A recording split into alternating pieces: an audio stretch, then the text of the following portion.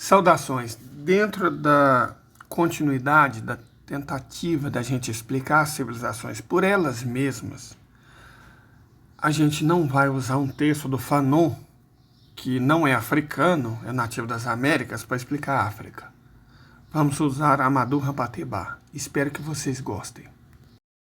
A obra começa com uma citação de Thierno Bocard, que é a seguinte: a escrita é uma coisa e o saber outra.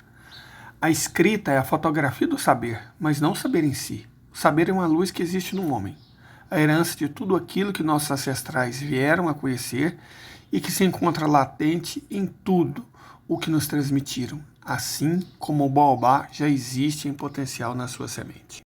Então Hampâté-Bâ prossegue.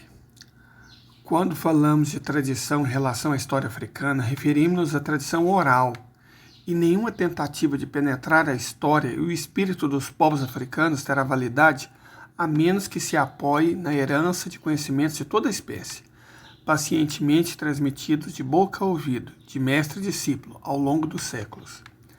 Essa herança ainda não se perdeu e reside na memória da última geração de grandes depositários, de quem se pode dizer que são a memória viva da África.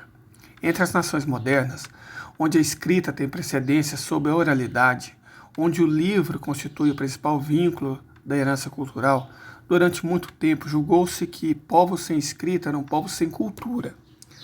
Felizmente, esse conceito infundado começou a desmoronar após as duas últimas guerras, graças ao notável trabalho realizado por alguns dos grandes etnólogos do mundo inteiro. Hoje, a inovadora e corajosa ação da Unesco levanta ainda mais um pouco o véu que cobre os tesouros do conhecimento transmitidos pela tradição oral, tesouros que pertencem ao patrimônio cultural de toda a humanidade. Para alguns estudiosos, o problema todo se resume em saber se é possível conceder à oralidade a mesma confiança que se concede à escrita, quando se trata do testemunho de fatos do passado. No meu entender, não é esta a maneira correta de se colocar o problema. O testemunho, seja escrito ou oral, no fim, não é mais que testemunho humano, e vale o que vale o homem. Não faz a oralidade nascer a escrita, tanto no decorrer dos séculos como no próprio indivíduo? Os primeiros arquivos da biblioteca do mundo foram o cérebro dos homens. Antes de colocar seu pensamento no papel, o escritor ou o estudioso mantém um diálogo secreto consigo mesmo. Antes de escrever um relato, o homem recorda os fatos tal como lhe foram narrados, ou no caso da experiência própria, tal como ele mesmo os narra. Nada prova a priori que a escrita resulta de um relato da realidade mais fidedigno do que o testemunho oral, transmitido de geração em geração. As crônicas das guerras modernas servem para mostrar, como se diz na África, cada partido ou nação enxerga o meio-dia da porta de sua casa, através do prisma das paixões, da mentalidade particular, dos interesses ou ainda da avidez em justificar seu próprio ponto de vista. Além disso, os próprios documentos escritos nem sempre se mantiveram livres de falsificações ou alterações, intencionais ou não, ao passarem sucessivamente pela mão dos copistas, fenômeno que originou, entre outras, controvérsias sobre as Sagradas Escrituras. O que se encontra por detrás do testemunho, portanto, é o próprio valor do homem que faz o testemunho, o valor da cadeia de transmissão da qual ele faz parte, a fidedignidade das memórias individual e coletiva, e o valor atribuído à verdade em uma determinada sociedade. Em suma, a ligação entre homem e palavra. E, pois, nas sociedades orais, que não apenas a função da memória é mais desenvolvida, mas também a ligação entre homens e palavras é mais forte. Lá onde não existe escrita, o homem está ligado à palavra que profere, está comprometido por ela. Ele é a palavra, e a palavra encerra um testemunho daquilo que ele é. A própria coesão da sociedade repousa no valor e no respeito pela palavra. Em compensação, ao mesmo tempo que difunde, vemos que a escrita pouco a pouco vai substituindo a palavra falada, tornando-se a única prova e o único recurso. Vemos a assinatura tornar-se o único compromisso reconhecido, enquanto o laço sagrado e profundo que unia os homens às palavras desaparece progressivamente para dar lugar a títulos universitários confessionais. Nas tradições africanas, pelo menos nas que conheço e que dizem respeito a toda a região da savana ao sul do Saara, a África negra subsaariana, Um adendo meu. Hampâté-Bâ continua. A palavra falada se empossa, além de valor moral fundamental, de um caráter sagrado vinculado à sua origem divina. Deixa eu fazer uma intervenção. Um dos argumentos que o Ocidente fez para dizer por que não respeitou o acordo falado entre o Reagan e o destruidor na União Soviética, né, Gorbachev, foi que eles não tinham assinado, que era só palavra. Então a gente vê claramente que o Ocidente não preza pela palavra. Não há honra, nem dignidade alguma na palavra do branco ocidental. Esse é um fato. Mas vamos continuar com Rampatebá. Agente mágico por excelência, grande vetor de forças etéreas, não era utilizada sem prudência. Fala da palavra. Inúmeros fatores religiosos, mágicos ou sociais concorrem, por conseguinte, para preservar a fidelidade de transmissão oral. Parece-nos indispensável fazer ao leitor uma breve explanação sobre esses fatores, a fim de melhor situar a tradição oral africana no seu contexto e esclarecê-la, por assim dizer, a partir do seu interior. Se formulássemos a seguinte pergunta a um verdadeiro tradicionalista africano: o que é a tradição oral? Por certo, ele se sentiria muito embaraçado. Talvez respondesse silenciosamente após longo silêncio: é o conhecimento total, o que, pois, abrange a expressão tradição oral. Que realidade vincula? Que conhecimento transmite? Que ciência ensina? E quem são os transmissores? Contrariamente ao que alguns possam pensar, a tradição oral africana, com efeito, não se limita a histórias e lendas, ou mesmo a relatos mitológicos ou histórias, e os griots estão longe de ser os únicos guardiães e transmissores qualificados. A transmissão oral é a grande escala da vida, e dela recupera e relaciona todos os aspectos. Pode parecer caótico àqueles que não lhes descortinam o segredo, e desconcerta a mentalidade cartesiana acostumada a separar tudo em categorias bem definidas. Dentro da tradição oral, na verdade, o espiritual e o material não estão dissociados. Ao passar do esotérico para o exotérico, a tradição oral assume colocar-se ao alcance dos homens, falar-lhes de acordo com o entendimento humano, revelar-se de acordo com as aptidões humanas. Ela é ao mesmo tempo religião, conhecimento, ciência natural, iniciação à arte, história, divertimento e recreação, uma vez que todo pormenor sempre nos permite remontar à unidade primordial. Fundada na iniciação e na experiência, a tradição oral conduz o homem à sua totalidade, e em virtude disso, pode-se dizer que contribui para criar um tipo de homem particular, para esculpir a alma africana. Uma vez se liga ao comportamento cotidiano do homem e da comunidade, da cultura africana. Essa não é, portanto, uma coisa abstrata que possa ser isolada da vida. Ela envolve uma visão particular de mundo, ou melhor dizendo, uma presença particular no mundo. Um mundo concebido como um todo, onde as coisas se religam e interagem. Nisso, nós vemos uma diferença enorme com a civilização ocidental, né, que separa tudo em frascos. E ainda mais com o liberalismo, né, que é essencialmente atomizador. E vimos uma certa semelhança com a tradição civilizacional indiana. Mas vamos continuar com Rampatebá. Uma vez que se liga ao comportamento cotidiano, a tradição oral baseia-se numa certa concepção de homem, no seu lugar e no seu papel no seio do universo. Para situá-la melhor no contexto global, antes de estudá-la em vários de seus aspectos, devemos, portanto, retomar ao próprio mistério da criação do homem e da instalação primordial da palavra, o mistério tal qual ela o revela e do qual emana, a origem divina da palavra. Como não posso discorrer com autenticidade sobre qualquer tradições que não tenha vivido ou estudado pessoalmente, em particular as relativas aos países das florestas, tirarei os exemplos em que me apoio das tradições da savana ao sul do Saara, que antigamente era chamado Darfur, e que constituía as regiões da savana da antiga África Ocidental francesa. A tradição bambara do Como ensina que a palavra Kuma é uma força fundamental que emana do próprio Ser Supremo, Mangala, Criador de todas as coisas. Ela é o instrumento da criação. Aquilo que Mangala diz proclama o chantre do Deus Como.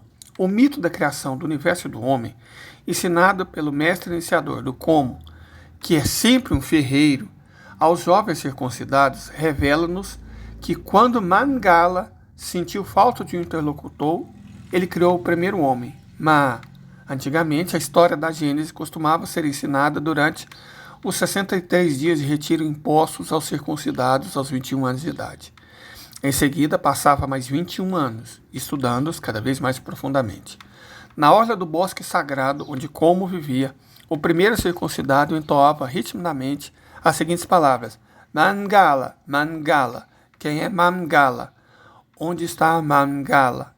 O chantre do Como respondia: Mangala é a força infinita. Ninguém pode situá-lo no tempo e no espaço. Ele é Dambali, o incognoscível, Dambali, incriado, infinito. Então, após a iniciação, começava a narração da Gênese primordial. Não havia nada senão um ser. Esse ser era um vazio vivo e incubar potencialmente as existências possíveis. O tempo infinito era a moradia desse ser um.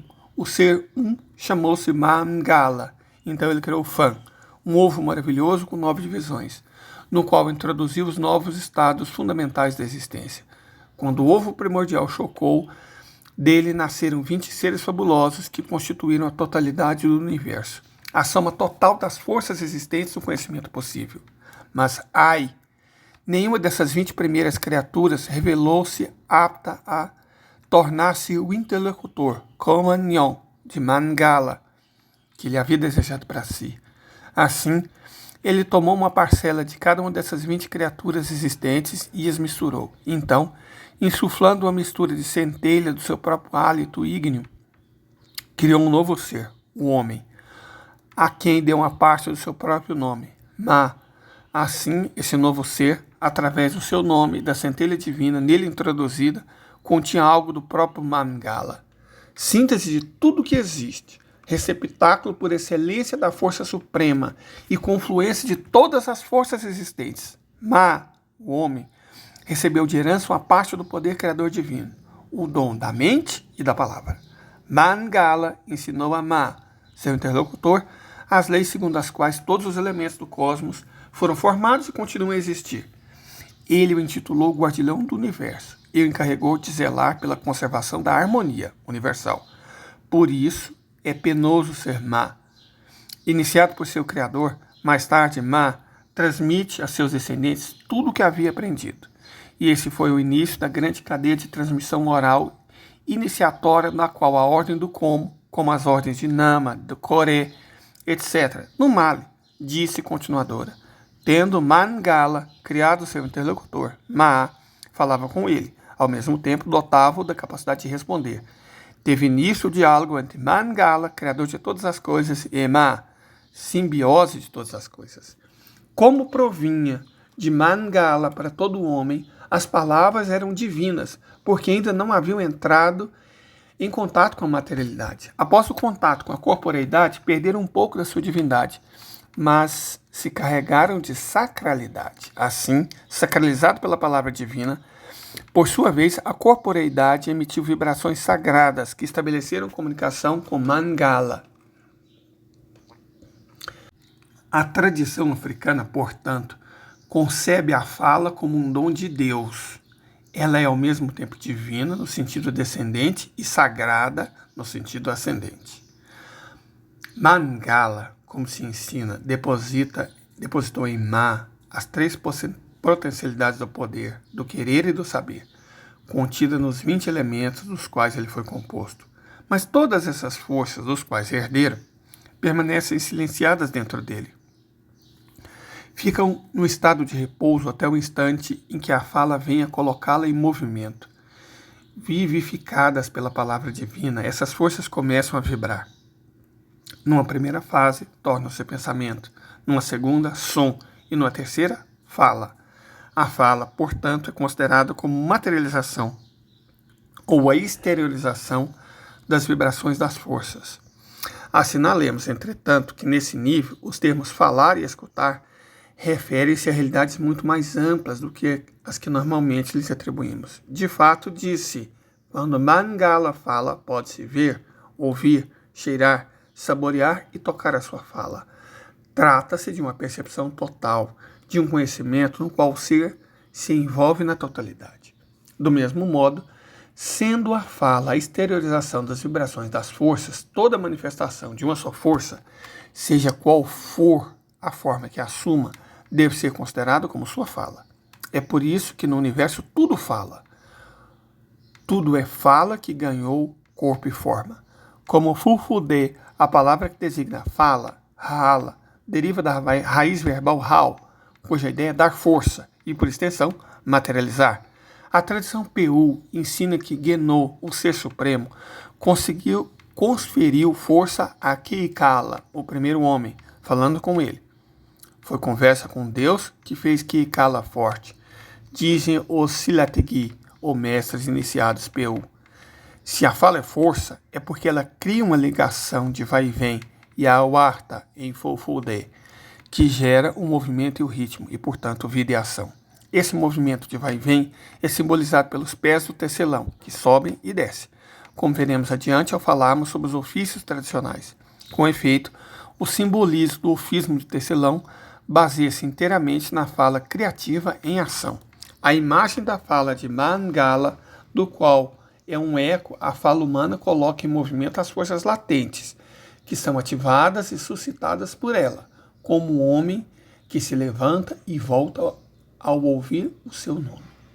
A fala pode criar paz, assim como destruí-la. É como fogo. Uma única palavra imprudente pode desencadear uma guerra, do mesmo modo que um graveto em chamas pode provocar um grande incêndio. Diz o adágio malinês. O que é que coloca uma coisa nas devidas condições? Ou seja, arranja, dispõe favoravelmente. A fala. O que é que a estraga? A fala. O que é que mantém uma coisa em seu estado? A fala.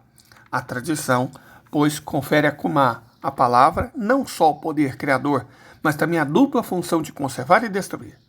Por essa razão, a fala, por excelência, é o grande agente ativo da magia africana.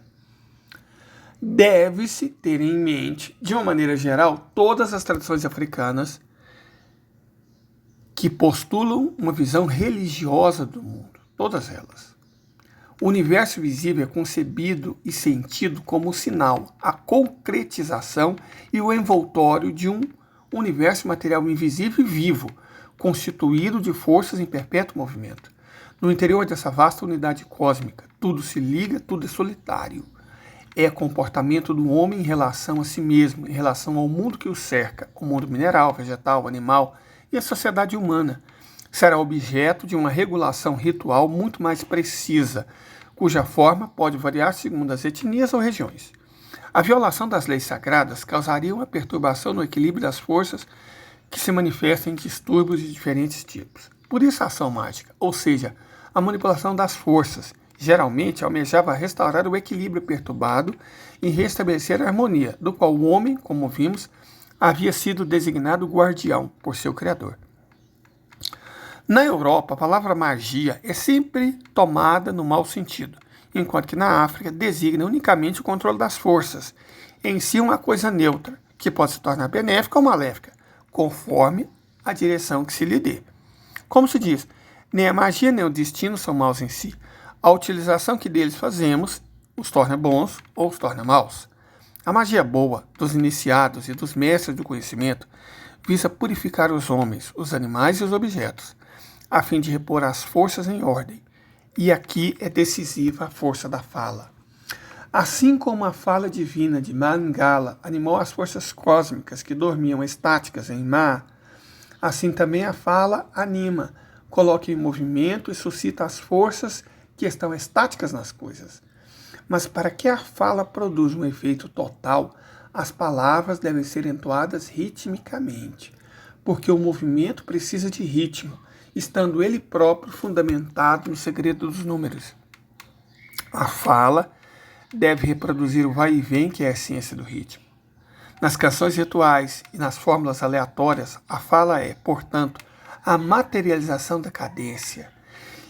E se é considerada como tendo o poder de agir sobre os espíritos, é porque sua harmonia cria movimentos, movimentos que geram forças, forças que agem sobre os espíritos que são, por sua vez, as potências da ação. Na tradição africana, a fala, que tira do sagrado o seu poder criador e operativo, encontra-se em relação direta com a conservação ou com a ruptura da harmonia no homem e no mundo que o cerca. Por esse motivo, a maior parte das sociedades tradicionais africanas considera a mentira uma verdadeira lepra moral. Na África tradicional, aquele que falta a palavra mata a sua pessoa civil, religiosa e oculta. Ele se separa de si mesmo e da sociedade. Seria preferível que morresse, tanto para si próprio como para os seus. O chantre do Komodibi de Kolikoro, no Mali, cantou um de seus poemas rituais. A fala é divinamente exata. Convém ser exato para com ela. A língua que falsifica a palavra vicia o sangue daquele que mente. O sangue simboliza aqui a força vital interior, cuja harmonia é perturbada pela mentira. Aquele que rompe a palavra corrompe-se a si próprio, diz o adágio. Quando alguém pensa uma coisa e diz outra, separa-se de si mesmo. Inclusive, Jesus tinha um profundo asco dos hipócritas que fazem exatamente isso. Mas vamos voltar a Rampatebá. Rompe a unidade sagrada, reflexo da unidade cósmica, criando desarmonia dentro e ao redor de si. Aliás, não só Jesus. Buda fala a mesma coisa. E os indianos igualmente. Muhammad, da mesma forma. Vamos continuar. Agora podemos compreender melhor em que contexto mágico, religioso e social se situa o respeito pela palavra na sociedade de tradição oral, especialmente quando se trata de transmitir as palavras herdadas de ancestrais ou de pessoas idosas. O que a África tradicional mais preza é a herança ancestral. O apego religioso ao patrimônio transmitido expressa-se em frases como: aprendi com meu mestre, aprendi com meu pai, foi o que suguei no seio da minha mãe. Os grandes depositários da herança oral são chamados tradicionalistas, a memória viva da África. Eles são as suas melhores testemunhas. Mas quem são esses mestres? Em Bambara, chamam-nos de Doma ou Soma, os conhecedores, ou Donikeba, os fazedores de conhecimento. Em Fulani, segundo a região de Silatgi, Gandô e Tiorinque, palavras que possuem o mesmo sentido de conhecedor. Podem ser os mestres iniciados e iniciadores de um ramo tradicional específico, iniciação do ferreiro, do tecelão, do caçador, do pescador, ou possuir um conhecimento total da tradição em todos os seus aspectos. Assim, existem domas que conhecem a tradição dos ferreiros, dos pastores, dos tecelões, assim como das grandes escolas de iniciação da savana. Por exemplo, no Mali, o Como, o Core, o Namá, o Do, o Diahawara, o Nha, o Nyawarole, etc. Mas não nos iludamos. A tradição africana não corta a vida em fatias e raramente o conhecedor é um especialista. Na maioria das vezes é um generalizador. Por exemplo, um mesmo velho conhecerá não apenas a ciência das plantas, as propriedades boas e más em cada planta, mas também a ciência das terras, as propriedades agrícolas ou medicinais dos diferentes tipos de solo, a ciência das águas, astronomia, cosmogonia, psicologia. Trata-se de uma ciência da vida, cujos conhecimentos sempre podem favorecer uma utilização prática. E quando falamos de ciências iniciatórias ou ocultas, termos que podem confundir um leitor racionalista, trata-se sempre, para a África tradicional, de uma ciência eminentemente prática, que consiste em saber como entrar em relação apropriada com as forças que sustentam o mundo visível e podem ser colocadas a serviço da vida. Guardião dos segredos da gênese cósmica e das ciências da vida, o tradicionalista, geralmente dotado de uma memória prodigiosa, normalmente também é arquivista dos fatos passados transmitidos pela tradição ou de fatos contemporâneos. Uma história que se quer essencialmente africana deverá necessariamente, portanto, apoiar-se no testemunho insubstituível de africanos qualificados. Não se pode pentear uma pessoa quando ela está ausente, diz um adágio. Os grandes domá, os de conhecimento total eram conhecidos e venerados, e as pessoas vinham de longe para recorrer ao seu conhecimento e à sua sabedoria. Ardo Dembo, que me iniciou nas coisas Fulani, era um Domá Peu e um Silatgi, hoje é falecido. Aliessa, outro Silatgi Peu, ainda vive.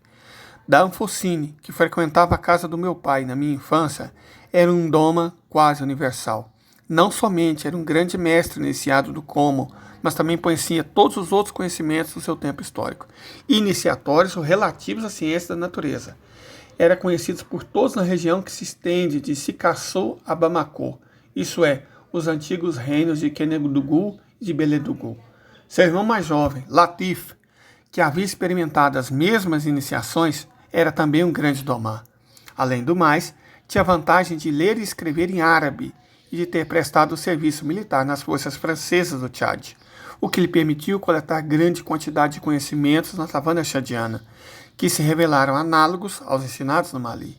Iwa, pertencido à casta dos griots, é um dos maiores tradicionalistas do Mandé vivos no Mali, assim como Benzo Maná, o grande músico cego. Nesse aspecto, é preciso esclarecer que um griot não é necessariamente um tradicionalista conhecedor, mas que pode se tornar um, se for essa a sua vocação. Não poderá, entretanto, ter acesso à iniciação comum, do qual os griots são excluídos. De maneira geral, os tradicionalistas foram postos de parte, se não perseguidos pelo poder colonial, que naturalmente procurava extirpar as tradições locais a fim de implantar as suas próprias ideias, pois, como se diz, não se semeia em campo plantado nem em terra alqueivada.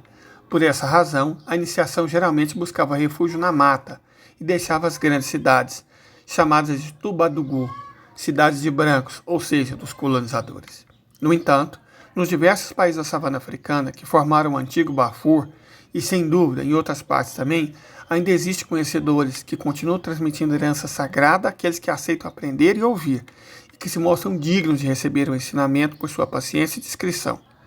Regras básicas exigidas pelos deuses. Dentro de 10 ou 15 anos, os últimos grandes domá, os últimos anciãos herdeiros de vários ramos da tradição, provavelmente já terão desaparecido.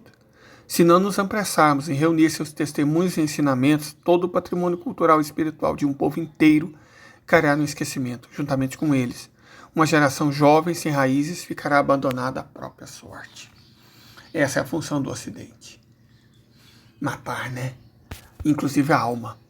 E por isso, gente, por isso, eu não tenho nenhum respeito por qualquer um que fale que Fanon representa a África. Nenhum respeito, nenhum mais miserável respeito por qualquer um que coloque Fanon como africano. Fanon é um martiniquenho, herdeiro de tradições que não tem nada a ver com a África. Freud e Marx.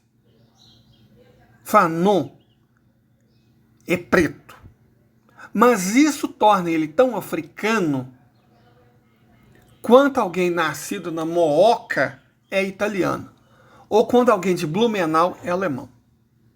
Correto? África é África. Preto é preto. Ser preto não te torna africano, assim como ser branco não te torna europeu.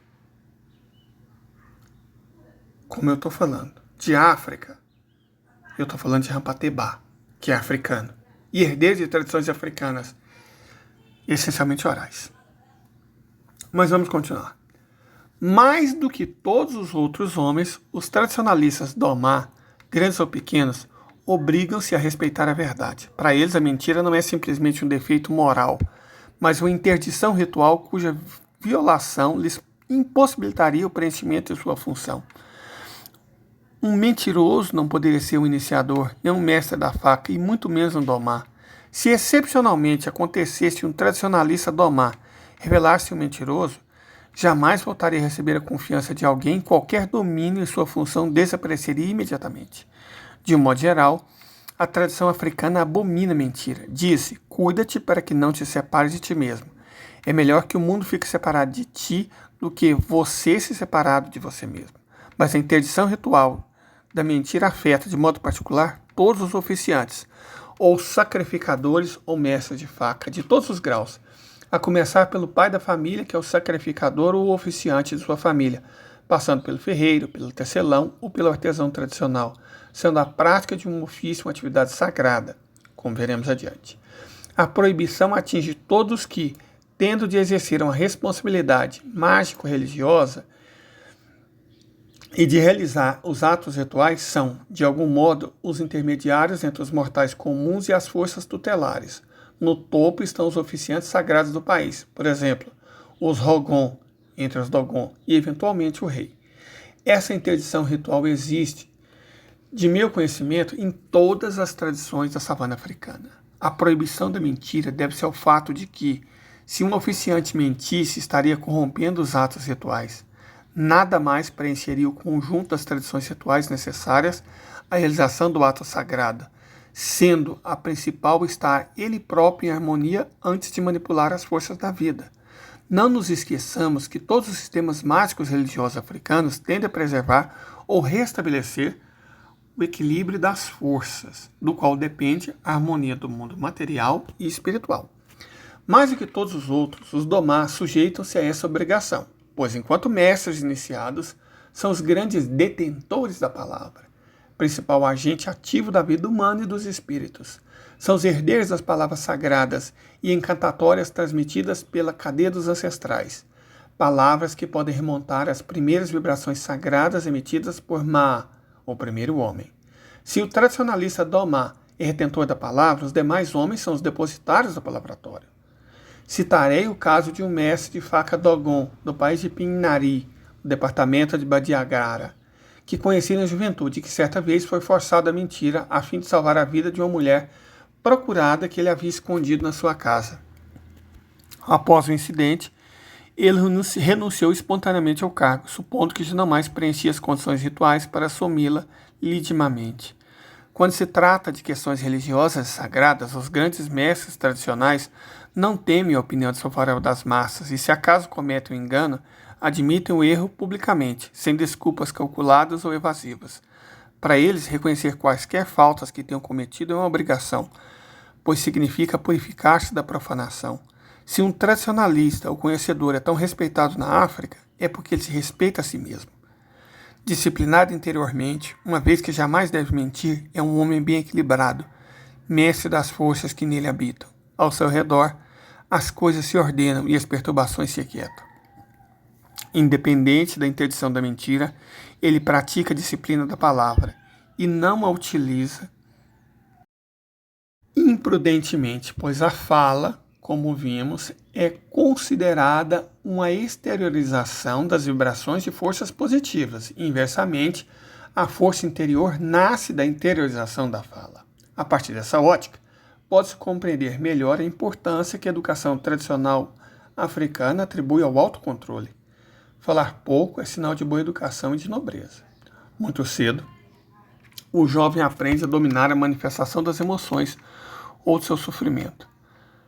Isso é muito chinês, é muito japonês, incrível. Aprender a conter as forças que nele existem, a semelhança do Ma primordial, que continha dentro de si, submissas e ordenadas todas as forças do cosmos. Disse de um conhecedor respeitado, ou de um homem que é mestre de si mesmo, é um Ma ou Nedo em Fufulde, quer dizer, um homem completo. Não se deve confundir os tradicionalistas Domá, que sabem ensinar enquanto divertem e se colocam ao alcance da audiência, com os travadores, contadores de histórias e animadores de público, que em geral pertencem à caça dos Dieli, griots, ou dos Wolossô, cativos de casa. Para esses, a disciplina da verdade não existe. E como veremos adiante, a tradição lhes concebe o direito de travesti-la ou de embelezar os fatos, mesmo que grosseiramente, contanto que consigam divertir ou interessar o público. O griot, como se diz, pode ter duas línguas. Ao contrário, nenhum africano de formação tradicionalista sequer sonharia em colocar em dúvida a veracidade da fala de um tradicionalista Domá, especialmente quando se trata da transmissão dos conhecimentos herdados da cadeia dos ancestrais. Antes de falar, o Domar, por deferência, dirige a alma dos antepassados para pedir-lhe que venham assisti-lo, a fim de evitar que a língua não troque as palavras ou que ocorra um lapso de memória, que levaria a alguma omissão. Danfossine, o grande Domá Bambara, que conheci na infância em Bogoni e que era o chantre do Comô, antes de iniciar uma história ou lição, costumava dizer: ó alma dos meus velhos mestres Chembelan Semaquê, ó alma dos velhos ferreiros, dos velhos tecelões, primeiros ancestrais iniciadores vindos do leste, ó Didi, grande carneiro que por primeiro soprou na tombra do Comô, vindo-lhe sobre Jelibá. Acercai-vos e escutai-me. Em concordância com vossos dizeres, vou contar aos meus ouvintes como as coisas aconteceram desde vós no passado até nós no presente, para que as palavras sejam preciosamente guardadas e fielmente transmitidas aos homens de amanhã, que serão nossos filhos, e os filhos dos nossos filhos. Segurai firme, ó ancestrais, as rédeas da minha língua, guiai o brotar das minhas palavras, a fim de poder seguir e respeitar sua ordem natural. Em seguida acrescentava: eu, Danjosine, do clã de Samaquê, o elefante, vou contar-lhes tal como aprendi na presença das minhas duas testemunhas, Macoro e Maquinfim, que eram 2 discípulos dele. Os 2, como eu, conhecem a trama. Eles serão, há um tempo, meus fiscais e meu apoio. Se o contador de histórias cometesse um erro ou esquecesse algo, sua testemunha o interrompia: homem, presta atenção quando abres a boca. Ao que ele responderia: desculpe, foi minha língua fogosa que me traiu. Um tradicionalista domá, que não é ferreiro de nascença, mas que conhece as ciências relacionadas à forja, dirá, antes de falar sobre ela: devo isso a fulano, que deve a Beltrano. Ele renderá homenagem ao ancestral dos ferreiros, curvando-se em sinal de devoção, como com a ponta do cotovelo direito apoiada no chão e o antebraço erguido. O domá também pode citar seu mestre e dizer: rendo homenagem a todos os intermediários de não foi Airi, sem ser obrigado a citar todos os nomes. Existe sempre a referência à cadeia do qual o próprio domá é apenas um elo. Em todos os ramos do conhecimento tradicional, a cadeia de transmissão se reveste de uma importância primordial, não existindo transmissão regular, não existindo magia, mas somente conversa ou histórias. A fala é, então, inoperante.